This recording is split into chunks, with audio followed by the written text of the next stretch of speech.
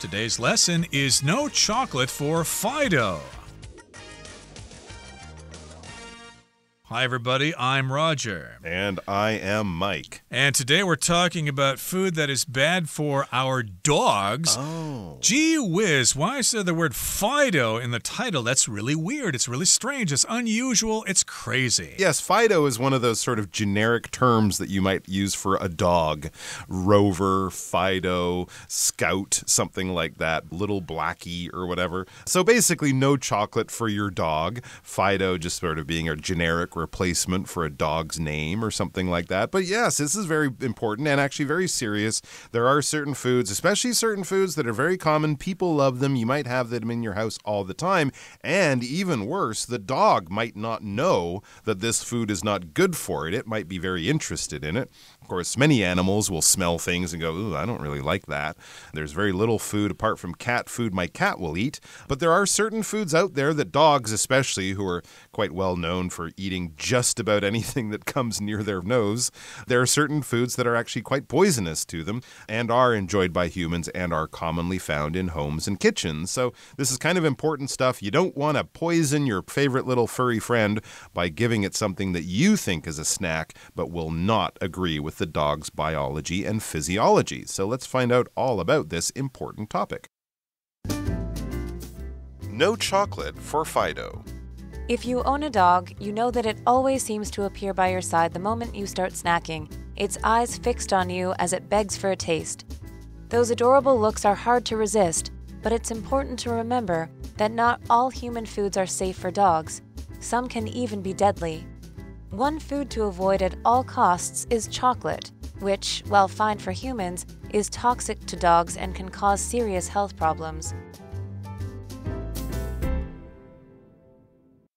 大家好，第一部分介绍形容词 adorable， 它的意思是可爱的或是令人喜爱的。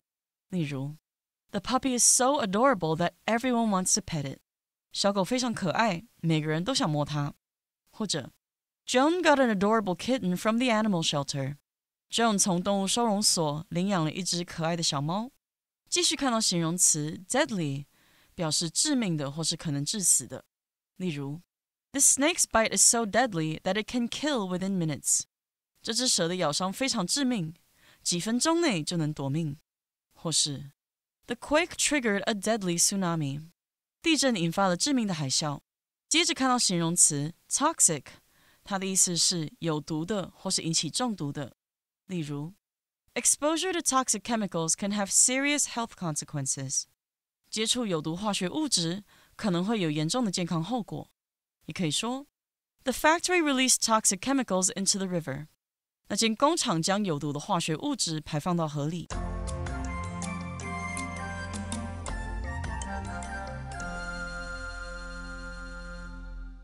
Okay, so here in the first paragraph it says, if you own a dog or if you have a dog as a pet, you know that it always seems to appear by your side the moment you start snacking. Its eyes fixed on you as it begs for a taste. Yes, indeed, when I was a kid, of course, I remember old Fred sitting by the table looking up, hoping you would give him a table scrap or something like that.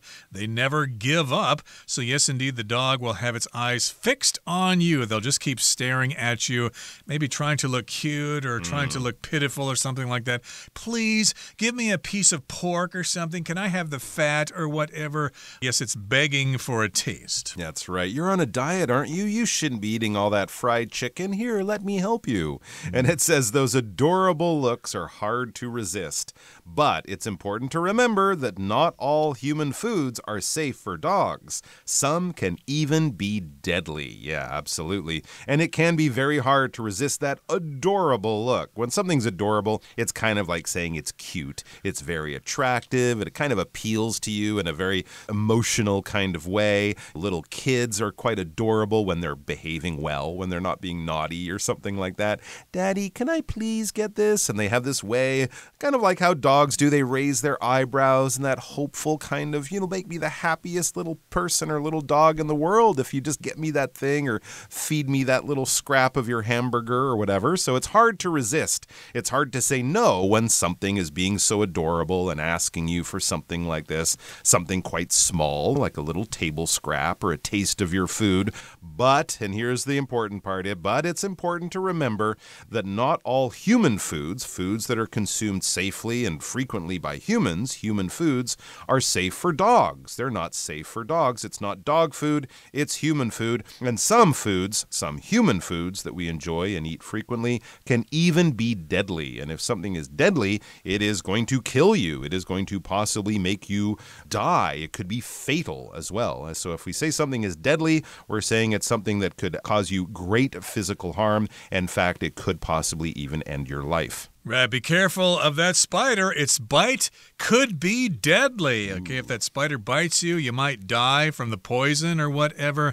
And here the next sentence says, one food to avoid at all costs is chocolate. At all costs does not mean you're going to be spending a lot of money.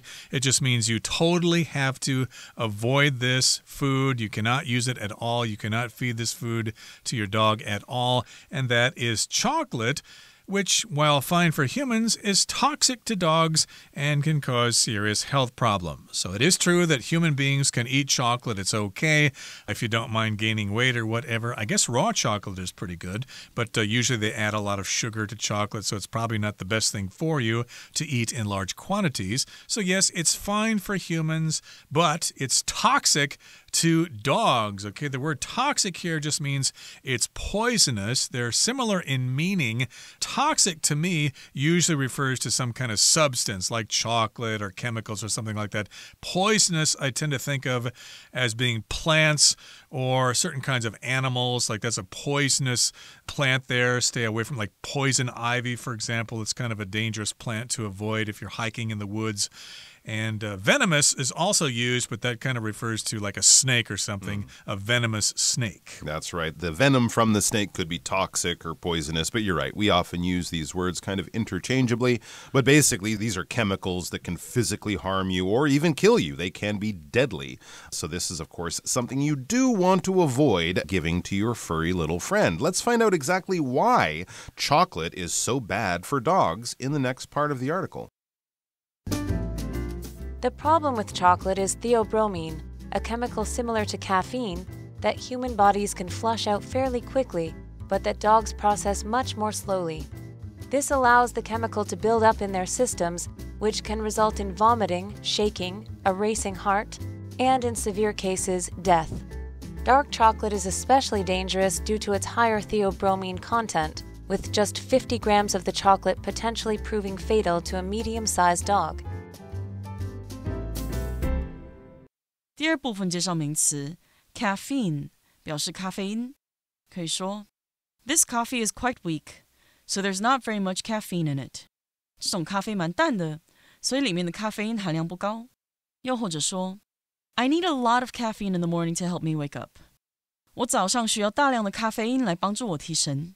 下面看到名词 content， 它的意思是含量、成分或是内容。例如The high sugar content in this orange juice makes it bad for your teeth. 这种流程之中的高糖含量对你的牙齿有害。再看一个例子 Eating foods high in sugar content is bad for your teeth. 吃含糖量高的食物对牙齿不好。再来我们看到副词 potentially 指的是可能的或是潜在的。举例来说 The new drug could potentially provide a cure for the disease. 这种新的药物有可能为这种疾病提供治疗的方式。又或者说 This medicine could potentially cause side effects in some patients. 这款药物可能会对某些病人产生副作用。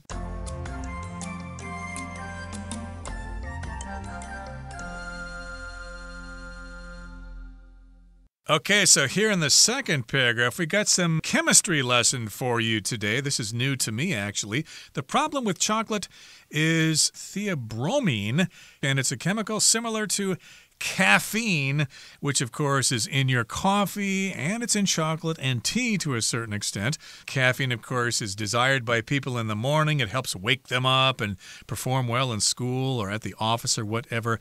But this theobromine is a chemical that's like caffeine. And yes, human beings can handle it okay. Our bodies can flush it out fairly quickly. So if you flush something out, you get rid of it pretty fast. Like sometimes dogs can flush out birds from bushes or something if they're hunting or whatever. They can make them leave so that you can find the birds or whatever.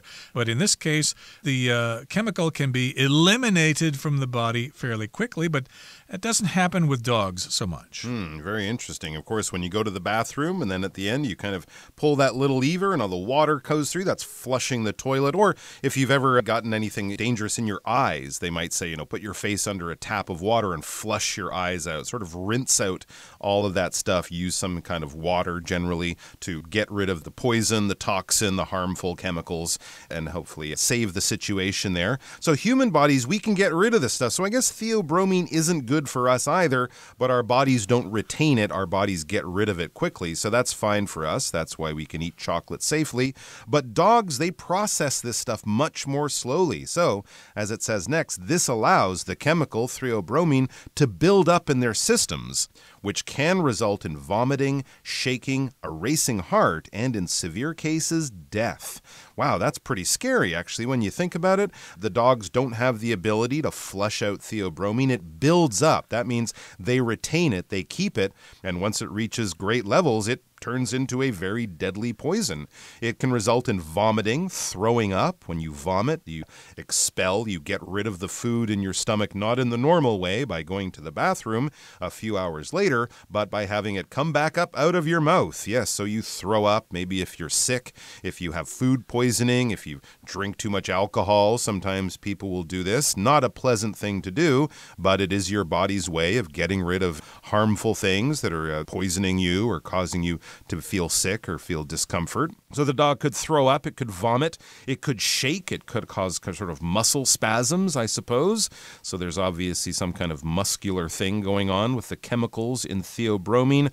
A racing heart, that means the heart is beating very, very rapidly, many beats per minute. If you climb a lot of stairs or run a great distance, do a lot of exercise, or are very frightened, possibly also, you could have a racing heart. And in severe cases, in the worst cases, it could cause death. It could be fatal. It could be deadly. It could kill the dog. When we say severe, we're kind of talking at the far end of sort of what's normal, right? So a severe storm will be very, very powerful, more powerful than normal. A severe temperature might mean it's very dangerous. You should probably be in a hospital and not just be taking care of yourself at home. So in the worst cases of large levels of theobromine, it could kill the dog. Your dog will be lying on the floor on his back with his tongue hanging out.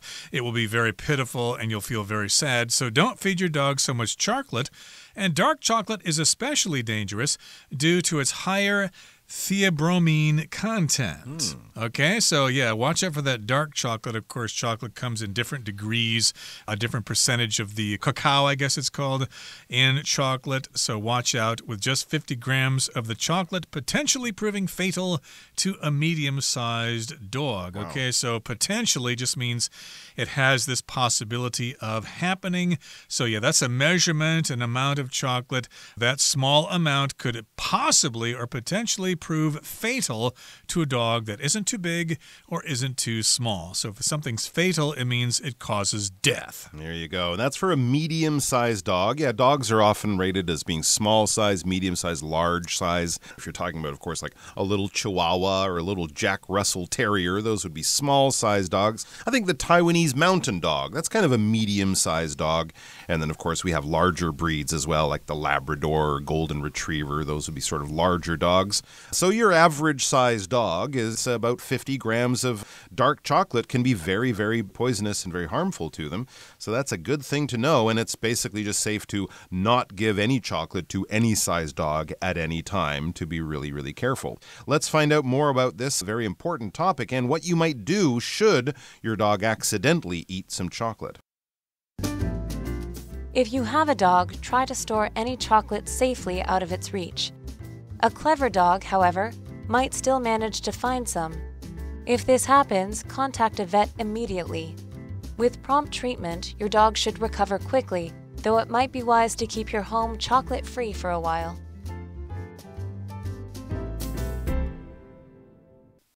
第三部分看到名词 vet， 它表示兽医，可以说 When my dog was sick, I took it to the vet. 当我的狗生病时，我带它去看兽医。最后一个例子 The vet examined the sick cat and prescribed some medicine. 该兽医检查了那只生病的猫，并开了一些药。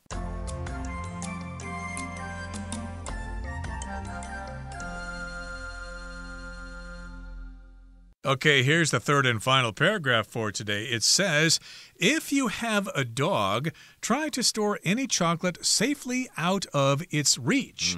Usually we express this phrase as out of reach, which means it's too high for someone to get to, like certain kinds of cleaning products or medications. You want to keep those out of reach of children so that children cannot reach them and experiment with them and maybe eat them accidentally. In this particular case, you need to keep the chocolate out of reach of your dogs. Dogs can be pretty clever sometimes. We once had a piece of pizza or a large pizza on the table, and my sister's dog, Bosley, figured out a way to drag that pizza off the table and eat all of it. Where's the pizza? There's just a box on the floor and a dog in the corner looking awfully guilty. But secretly quite happy about that delicious piece of pizza. So yes, you got to keep it out of reach. I mean, that could be in a high place. It could just be in a cupboard with the door closed in a box with a latch on it, because yes, if you go out for the day, the dog might be, getting a little curious about what's in the kitchen, and if it can get access to it in any way, it could be very bad. A clever dog, however, it says, a clever dog, however, might still manage to find some. Yes, dogs do have ways of getting into places that they shouldn't. So if this does happen, or if someone accidentally who hasn't read this article and doesn't know this fact, if they accidentally think it's just a harmless snack, if this happens, contact a vet immediately. So if you do notice this, if you do discover that ripped open chocolate package or box of chocolates with missing chocolates, and you know that the dog is the one who's eaten them, contact a vet or a veterinarian, an animal doctor, immediately. This is kind of an emergency situation. And then it says, with prompt treatment, your dog should recover quickly, though it might be wise to keep your home chocolate-free for a while. So as long as you can get your dog to an animal hospital, a vet's office, or wherever, get it medical treatment promptly, or prompt treatment meaning quick, very efficient. Doing something in a prompt manner means you don't waste time. You kind of do it as fast and as efficiently and as quickly as possible. So if you kind of rush your dog off to the hospital, your dog should recover quickly. I imagine they would do something like pumping the stomach like they do with people if they swallow poisonous substances. They'll force the dog to throw it up, or maybe there's a chemical that kind of react against the theobromine so it doesn't affect the dog, but there will be some kind of medical intervention required here. So it can recover. It won't die instantly, but it is something you want to get help with quickly.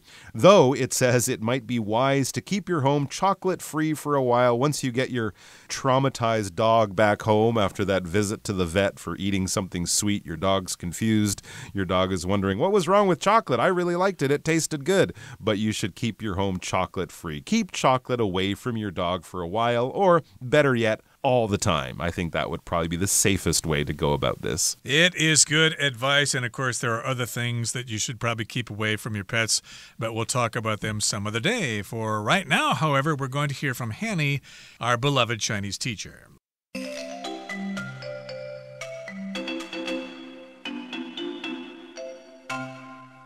各位同学大家好，我是 Hanny。 我们来看今天的文法重点。课文一开始提到，如果你有养狗，就会知道，当你开始吃零食，狗狗似乎总会出现在你身旁，眼睛紧盯着你看，像在拜托你让它尝一口。那可爱的模样让人难以抗拒。那文中它用到 fix on， 在这边是指盯着什么看，凝视的意思。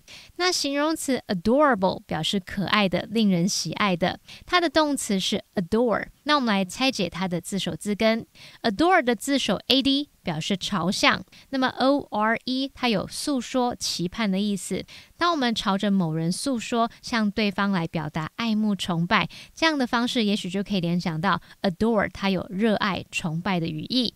那我们接着在 adore 后面加上 able 表示可怎么样的、能怎么样的，就会得到形容词 adorable。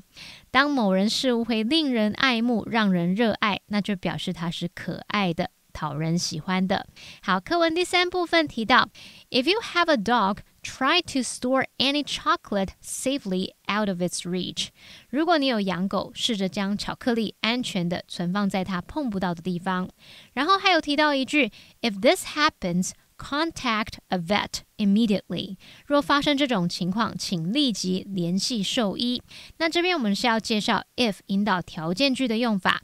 if 引导表示条件的副词子句时，可以用来描述现在或未来可能发生的情况。那么句型是用 if 主词加动词，逗号，主词加上 will, can 或是 may 再加原形动词，去表达如果怎么样，什么将会、可以、可能怎么样。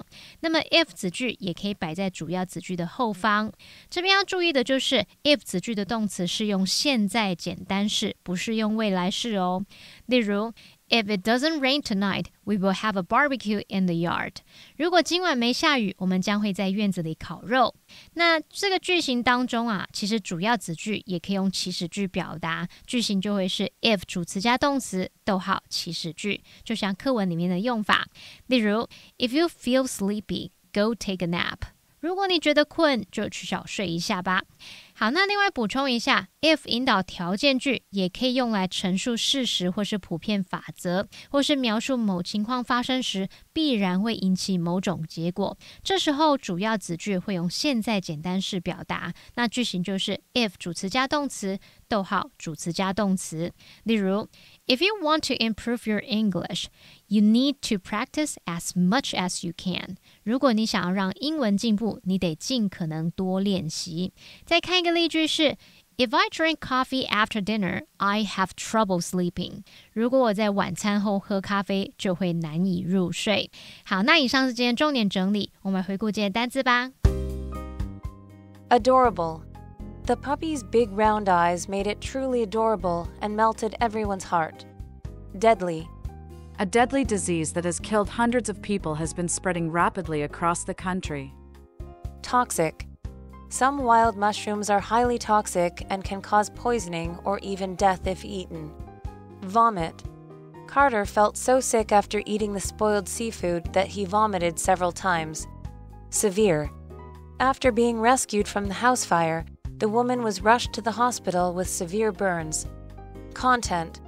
This juice has a high sugar content, so it's not suitable for those on a diet. Potentially. This policy could potentially affect thousands of people, especially those who rely on government support. Prompt.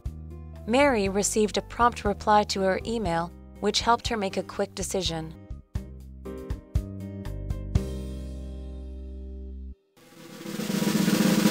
Discussion Starter starts now! Here's our discussion starter for today. The question is, what are some other foods that can be dangerous to pets? Well, actually, yeah, this made me think that I've heard that onions can be dangerous for dogs because, again, there's some kind of chemical in them that doesn't agree with the dog's physiology, with its biology. So in that, we should include onions, chives, leeks, and apparently garlic is the most dangerous. So those are all things that, again, are very common and widely enjoyed by people, used in a lot of different food, maybe even used on things like chicken or beef that you might easily and safely feed to an animal, but they can also be very, very dangerous. It causes the red blood cells to burst in the dog. And of course, that can be a very, very dangerous thing. If you notice your dog breathing quickly, having physical weakness, or discovering unusually colored urine when you take your dog out to pee, when you take your dog for a walk, those might be signs that it has eaten some of these dangerous foods. Well, it's probably best to just feed your dog food and you're okay. Good point. And I haven't really heard of a lot of other chemicals. There's a big long list, but I think it's important not to feed your dog my sister's cornbread. Okay, the first time she tried to make cornbread, it was so dry that none of us could eat it. Of course, we were trying to be polite and we told her, oh, it's very good. But secretly, we are trying to feed the cornbread to Fred, who was under the table, and he got it in his mouth. He stopped in his tracks, and then he just bent down and spit it out onto the floor. And then he went straight to his water bowl and took a long drink because, yes, indeed, my sister's first attempt at making cornbread was a disaster, but she's actually quite a good cook now. Wow, the dog is a food critic. Well, that brings us to the end of another edition of our program, and please make sure you join us again next time. From all of us here, I am Roger. I am Mike. See you next time.